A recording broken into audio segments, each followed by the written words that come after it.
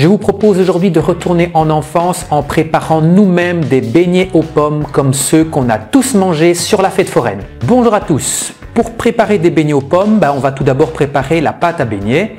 Vous pourrez ensuite réaliser des beignets aux pommes ou avec d'autres fruits, ça c'est évidemment en fonction de vos envies.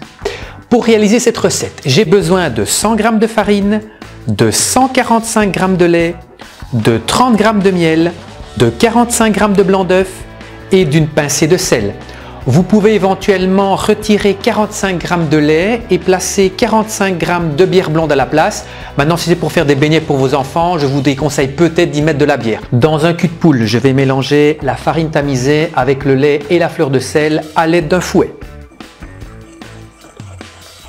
À ce mélange, j'ajoute à présent le miel et je vais continuer à fouetter. Je ne l'ai pas précisé avant, mais vous vous doutez bien que le type de miel que vous allez utiliser aura un impact sur le goût de votre beignet.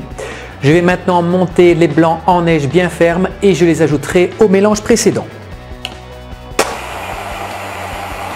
J'incorpore cette neige dans la préparation précédente en me servant toujours d'une maryse.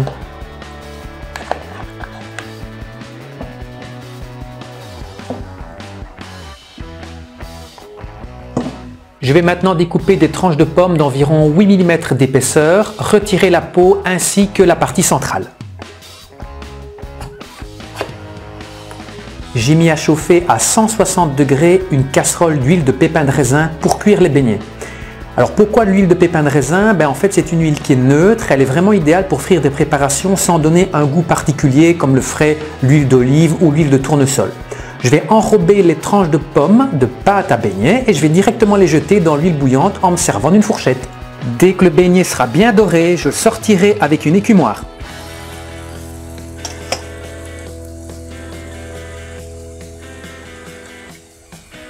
Et bien voilà, mes beignets aux pommes sont terminés, il ne reste plus qu'à les déguster. Ils sont terribles, il faut vraiment que vous essayiez. Cette vidéo est terminée, j'espère qu'elle vous aura vraiment donné envie de réaliser vos propres beignets aux pommes. Si vous avez aimé, n'oubliez pas de lâcher un petit pouce bleu et de vous abonner sur Facebook, YouTube et Instagram. À mercredi prochain pour une nouvelle vidéo.